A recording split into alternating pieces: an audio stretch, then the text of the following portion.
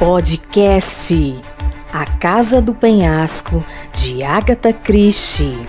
Vozes: professores André Paz, Gerlane Carvalho, Márcia Ribeiro, Vanessa Castro. Capítulo 3: Acidentes?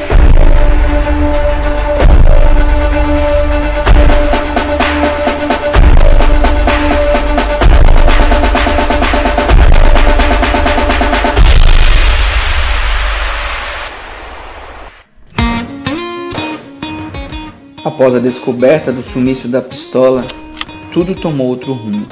Nick parou de ver aquilo como algum tipo de piada. Pensativa, ela sentou-se no braço de uma cadeira, franzindo a testa. Poirot se virou para mim. O que teria acontecido se Mademoiselle fosse encontrada morta por um tiro no jardim do hotel e logo ao lado de sua mãozinha, caída no chão, estaria sua própria pistola? Sem dúvida alguma, a boa senhora Ella identificaria a arma e logo concluiriam que foi um suicídio. Convenientemente, a pistola só teria as impressões digitais de Mademoiselle e de ninguém mais. Sim, seria muito simples e convincente. Poirot olhou bem nos olhos de Nick. Mas o importante, Mademoiselle, é que isso ainda não acabou. Tivemos 4 tentativas, sim, mas talvez na quinta o assassino seja bem sucedido. E tragam o carro funerário então, murmurou Nick. É claro que não. Meu amigo e eu estamos aqui para evitar que isso aconteça. Fiquei feliz por ser lembrado. Poirot às vezes tinha o hábito de ignorar a minha existência. Sim, complementei. Não se preocupe, senhorita Buckley. Iremos protegê-la. E a primeira coisa a ser feita é uma entrevista, disse Poirot. Vamos começar com uma pergunta convencional, mademoiselle. Tem algum inimigo? Receio que não, respondeu ela, quase pedindo desculpas. Bom, quem poderia lucrar com sua morte, mademoiselle?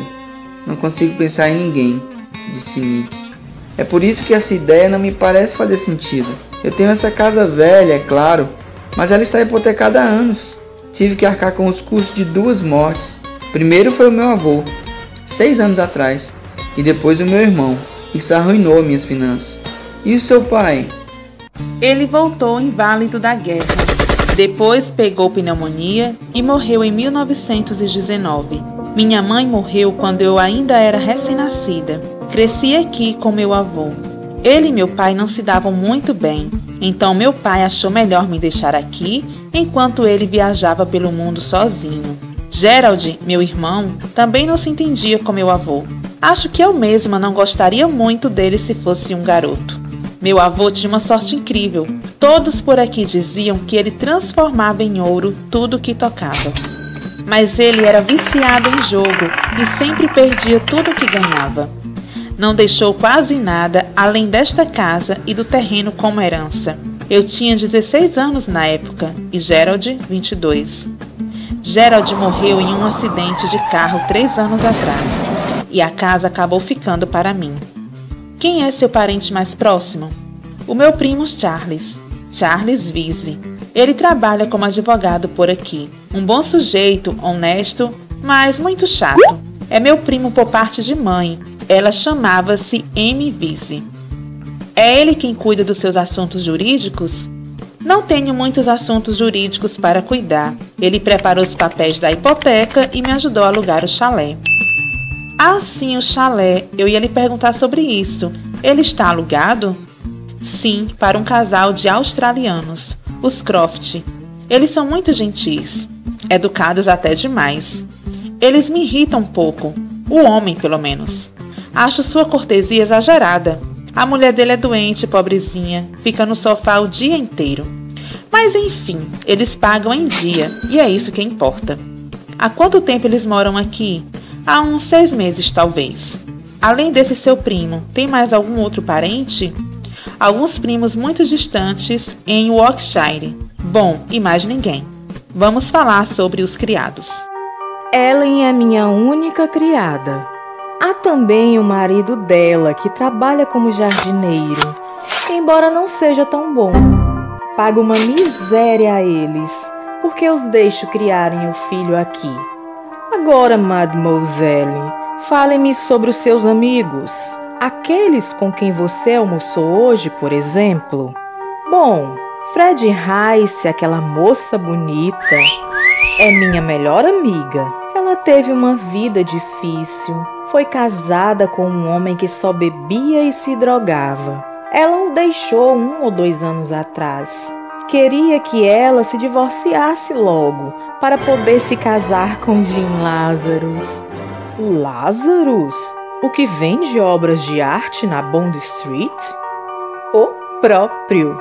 Jim é filho único. Ele nada em dinheiro. Viram o carro dele? E o marido da senhora Rice? Indagou Poirot. Ninguém sabe onde ele está.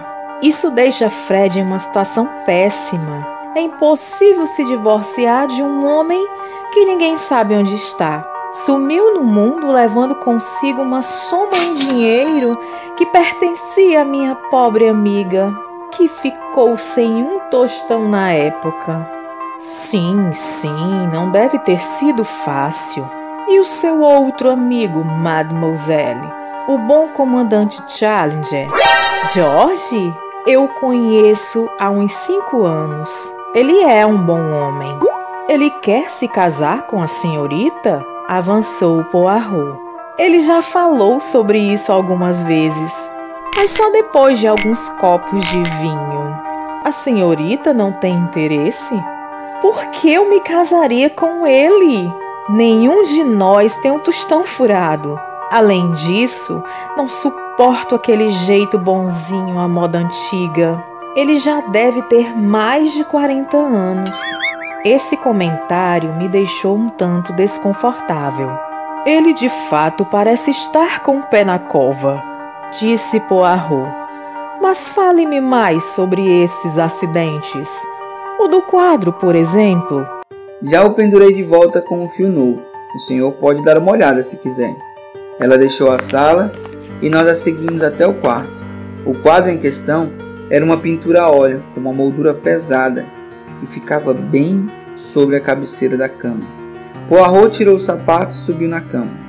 Ele examinou o quadro, o fio na parte de trás e então mediu com todo cuidado o peso da pintura. Em seguida, fazendo uma delicada careta, desceu da cama.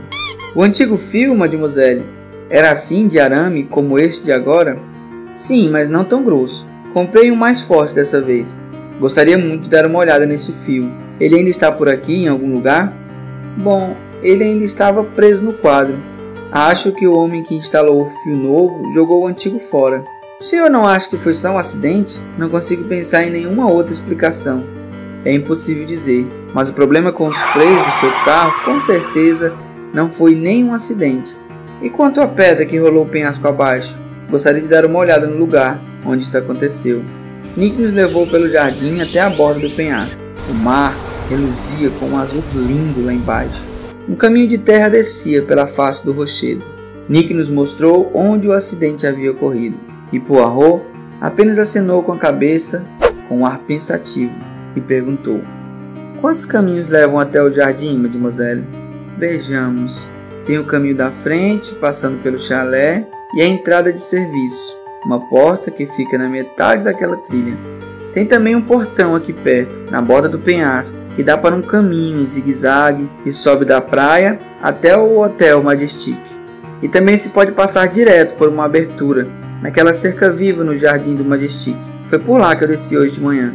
É um atalho que eu uso para ir à cidade. E o seu jardineiro? Onde ele trabalha? Bom, ele costumava ficar à toa na horta ou então no depósito, fingindo que amola as tesouras. Aquela barraca do outro lado da casa, sendo assim, alguém poderia muito bem vir até aqui e rolar uma pedra penhasco abaixo, sem que ninguém visse nada. O senhor acha mesmo que foi isso que aconteceu? Perguntou ela. Ainda não consigo acreditar. Talvez tenha sido algum maluco. Talvez sim, é muito provável. Mas isso é um assunto para médicos. Minha linha de trabalho é diferente. Tenho que pensar no inocente, não no culpado. Na vítima, não no criminoso. É na senhorita que estou pensando agora. Mas me diga, e se seus amigos, a senhora Rice e o Sr. Lazarus, há quanto tempo eles estão por aqui? Fred Rice chegou na quarta-feira, e Jane Lazarus já estava por aqui a passeio, acho. E o comandante Challenger? George Challenger vem para cá de carro sempre que pode, nos finais de semana, em geral. Poirot assentiu. Nós começamos a voltar. Houve um instante de silêncio e ele disse de repente: Tem alguma amiga de confiança, mademoiselle? Sim, Fred. Fora a senhora Rice, quero que chame outra amiga para ficar com você imediatamente. Bom, tem a Madge. Acho que posso chamá-la. Talvez, disse ela hesitante. Quem é Madge? Quis saber Poirot. Uma das minhas primas. O pai dela é pastor, sabe? Madge é mais ou menos a minha idade e às vezes vem para cá no verão. Mas ela é chata, uma puritana. Estava esperando me livrar dela este ano. Sua prima será uma ótima escolha, mademoiselle. É exatamente o tipo de pessoa que eu tinha em mente. Tudo bem, concordou Nick, suspirando. Vou mandar um telegrama para ela. Você poderia pedir-lhe para dormir no seu quarto? Acredito que sim. Ela não iria achar estranho? Ah, não! Meg nunca pensa em nada. Ela simplesmente faz as coisas, mas faz de coração, sabe? É aquela coisa do trabalho cristão, tudo com fé e perseverança. Vocês vão contar a ela sobre essa terrível ameaça que paira sobre mim? A jovem revirou os olhos. Ainda está achando graça em tudo isso? Fico contente em ver sua coragem. Notei algo de estranho no tom de Nick enquanto olhava para ela. Fiquei com a impressão de que ela estava nos escondendo alguma coisa. Nós tínhamos voltado à sala de visitas e Poirot começou a mexer no jornal que estava em cima do sofá. Aliás, mademoiselle, por acaso já fez algum testamento? Sim, há uns 6 meses, pouco antes da minha operação de apendicite. Comentaram que eu deveria fazer um testamento, então fiz. Fiquei me sentindo tão importante. E o que dizia esse testamento? Que Charles herdaria esta casa. Eu não tinha muito mais o que deixar, mas o resto ficaria com Fred. Eu nem tinha pensado nisso, mas acho que as minhas dívidas superariam meu espólio. Poirot apenas acenou com indiferença. Bom, acho que já vamos indo, mademoiselle. Tome cuidado. Ah, tomarei cuidado com frascos de veneno, bombas, tiros, acidentes de carro e flechas envenenadas, disse ela com tom alegre. Não brinque com isso, mademoiselle, rebateu Poirot todo sério.